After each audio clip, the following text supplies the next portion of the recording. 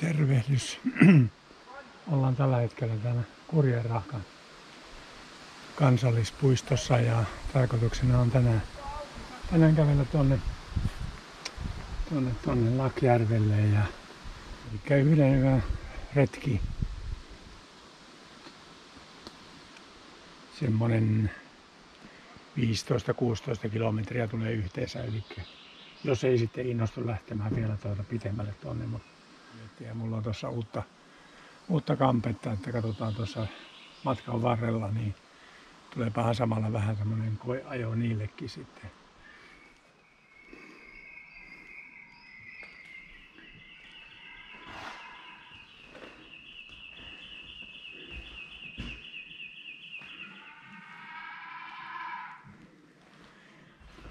Tää on hieno. Tosi hieno luontotupa. Oikein köki kukkuu talon sisällä. Valtava kurjen pää ja jalatkin tuolla.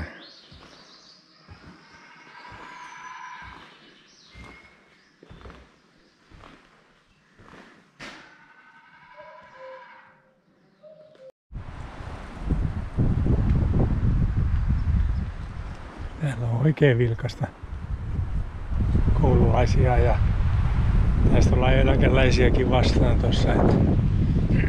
Tää on tämmönen lyhyempi reitti. Tämmönen pääsee rullatuolilla ja esteetön reitti.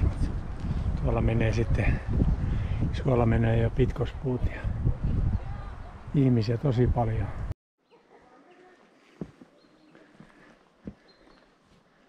Ahti Jalonen, 8.11.1901,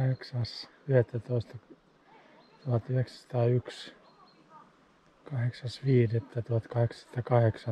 valkoisen terrorin uhri. Tämmönen muistomerkki täältä löytyy.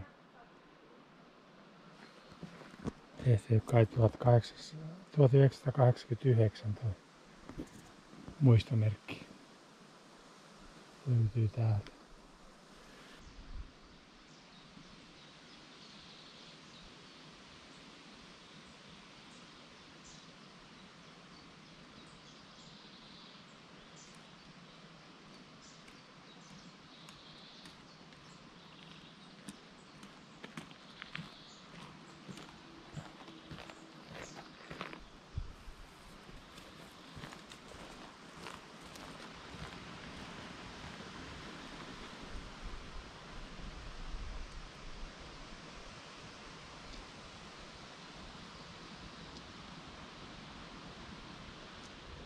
Nyt ollaan semmoisessa paikassa kuin Rantapiha. Tuossa on rantasauna. Sitä muistaakseni saa vuokrata. Ja tuolla oli vesipiste kanssa ja kaivu. Ja tässä nyt tulee pikkusen lounasta. Niin istutaan lähemmäksi tämmöistä kevytretkeilyä. Eli tarkoituksena olisi päästä siellä viikon 5-7 päivän retkellä niin rinkan painossa sinne alle 15 kiloa.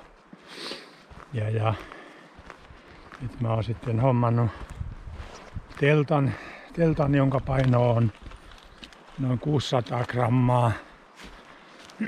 Se on kanadalainen Thurstonin X-Pro Mid yhden hengen teltta ja siihen sitten toi aluskangas. Ne on siellä 600 gramman paikkeilla muistaakseni. Sittenhän mulla makualusta on toi Thermarest Neo Air, joka painaa sen sama, eli nukkumisvälineet painaa nyt se 1,2 kiloa. Mullahan oli toi riippumatto ja riippumatossa sitten kun otetaan aluspeitteet ja tarpit ja riippumatot ja roikkumisvälineet kaikki ne karabiineineen, niin se on siellä 2,5 kilon paikkeilla, eli siitäkin, vaikka joka on sitten niin kuin tietysti kevyempi kuin taas Marmotin Limelight teltta, mikä mulla oli, joka painaa melkein 2,7 kiloa. Niin onhan se siihen sitten verrattuna. Ja ne käyttää telttaa nämä pitkämatkalaiset, siis nämä Pacific Crest Traili. Mutta useimmiten ne käyttää kyllä kuitenkin 2 hengen, että on sitten tavaroille tilaa. Mulle riittää tuo 1 hengen teltta varmasti. Sitten tietysti niin keittovälineet on yksinkertaistunut. Mulla on toi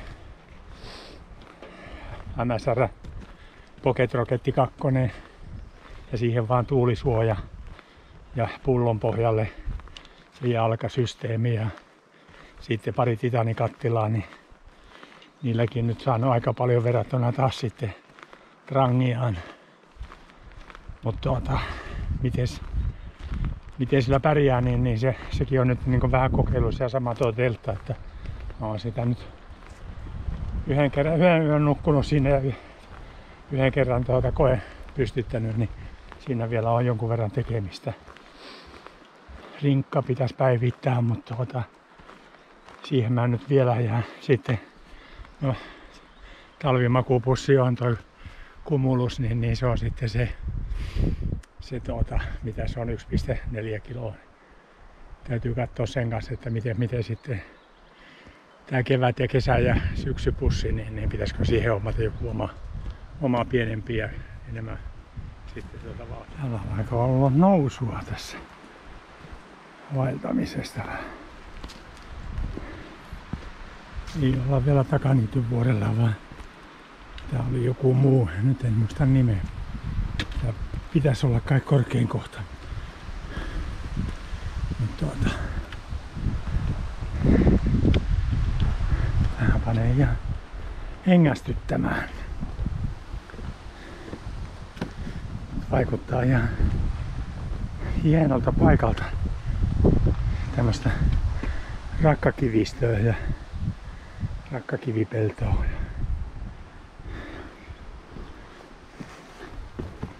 Ihan tekemisen meininkiä täytyy olla tässä.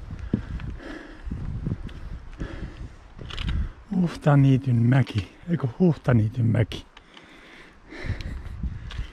Elikkä tämmönen paikka täältä löytyy. Mä kierrän tätä nyt virallisesti väärinpäin.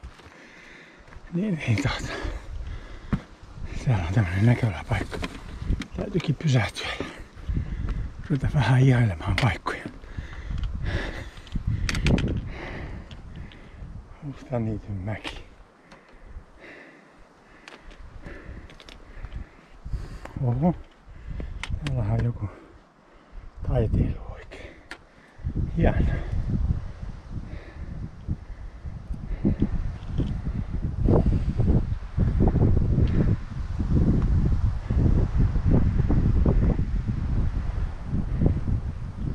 Nuorta männikköä, niin ei välttämättä näy kovin kauas tässä. Tuulesta päätellen ollaan korkeammalla. Ei peräti korkeammalla kuin tää Kurjetahka.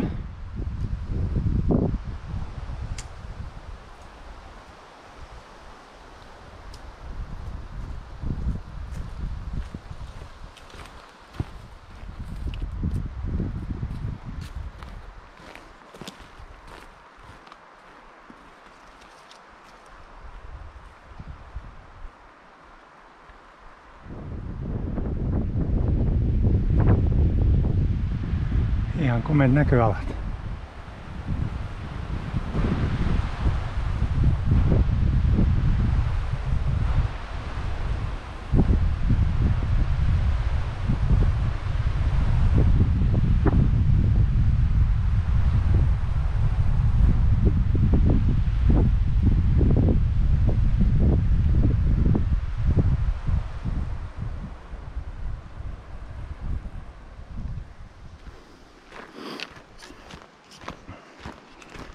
Tässä on vielä semmonen puoli kilometriä tuohon Laakjärven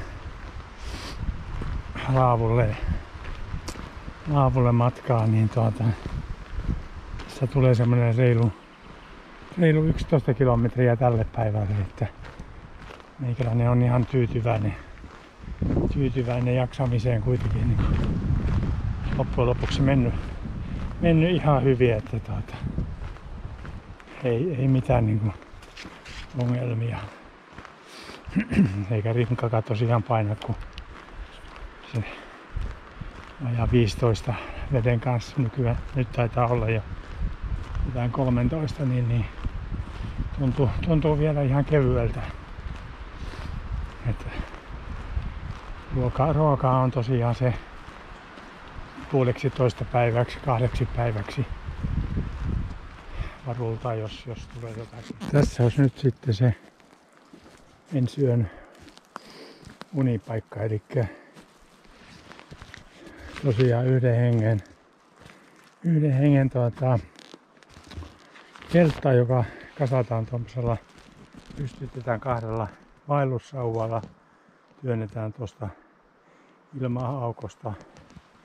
Tuossa mulla on vaan tommonen riipparihommasta toi etualusta, niin vähän pysyy sitten niin parempana, ettei toi kaikki kävyt ja kaikki roskat mene sisälle.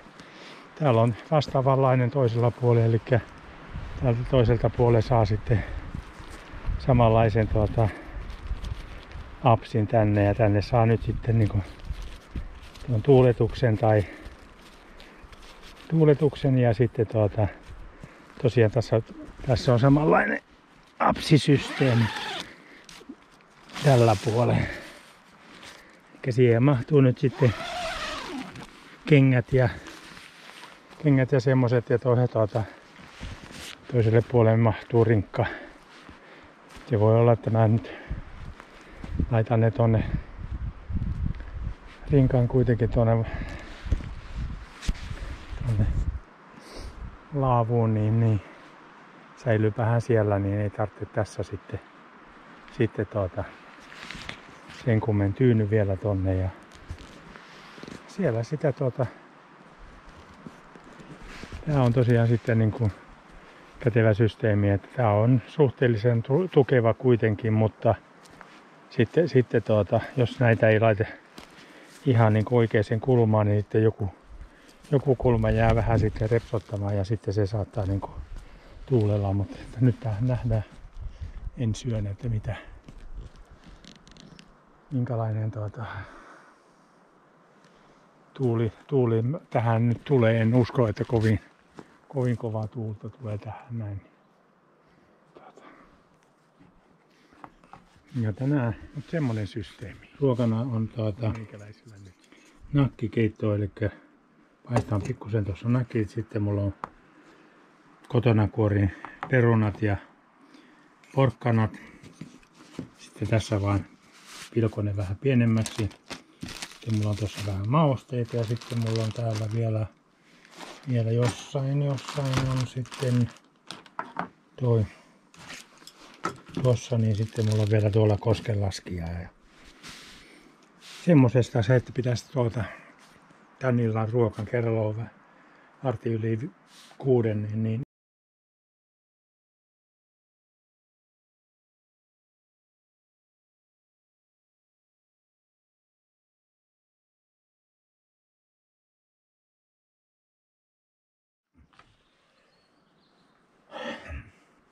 no niin, maistetaanpas makkarakeittoa tai nakkikeittoa itse asiassa. Oi. Aika kuuma. Hypsaha on ja hyvä on. Ja lämmittää. Täällä meinaa ruveta tuulemaan. Mistähän se pohjoisesta melkein tuulee, niin rupeaa tuntumaan kylmää. Väittää, että 13 astetta.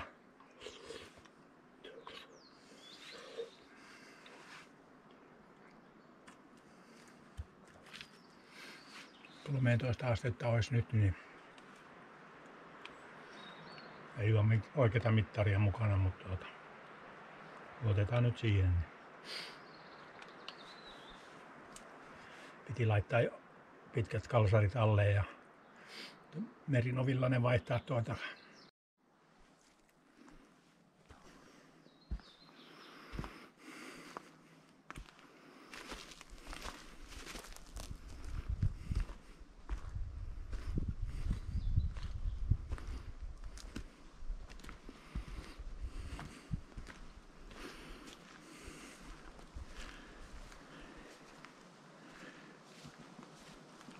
Ilta-aurinko.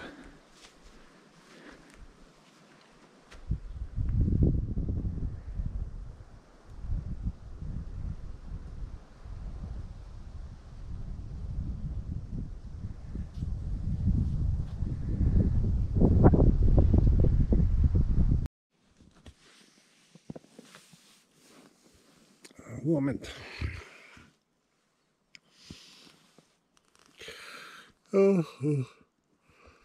Kello vähän yli 7. Aamu on alkanut ja aurinko paistaa ja ihan kohtuullisesti nukun ja aina se tahtoo tämä ensimmäinen yö olla sillä, että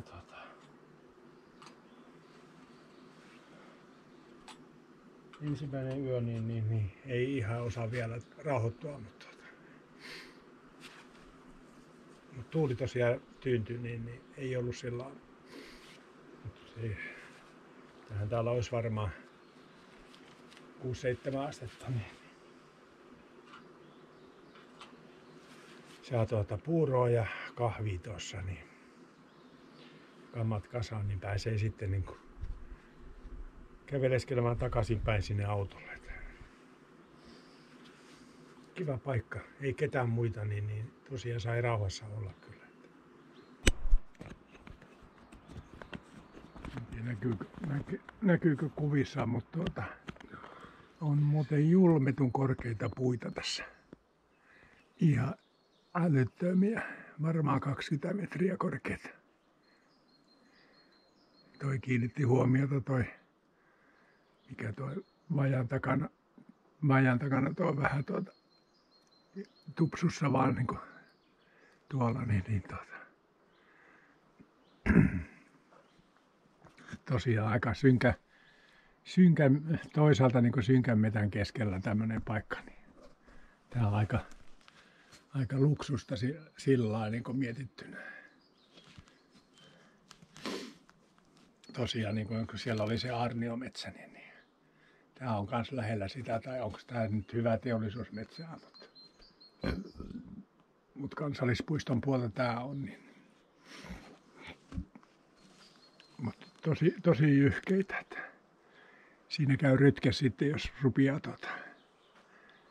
tässä rupeaa kaatumaan jotakin.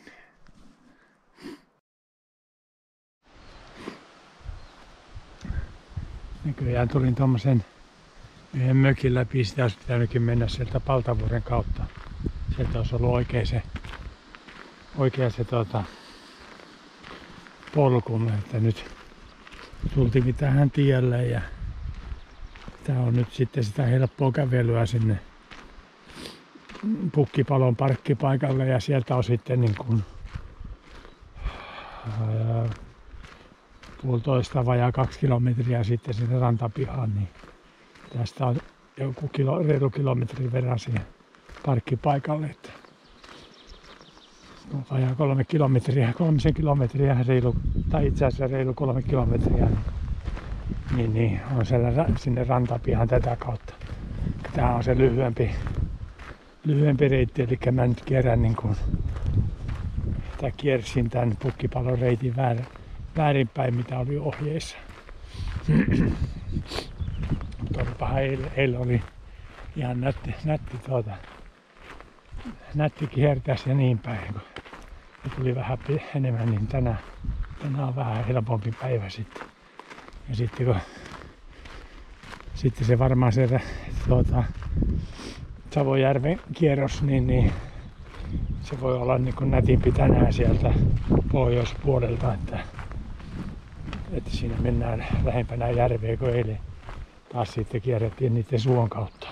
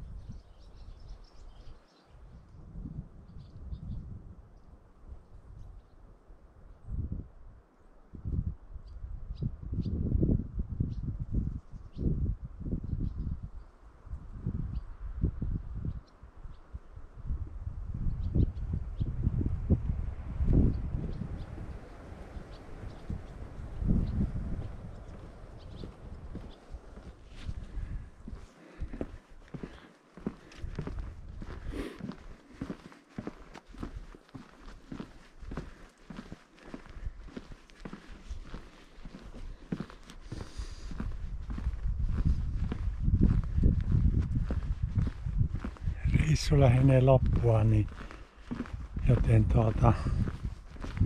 kiitos jos katsoit videota tänne asti ja paina yläpeukkua jos tykkäsit tai sitten jopa tilaa kanava jos näitä reissuja tulee lisää. Seuraavaa reissua odotellessa. Joten morjes!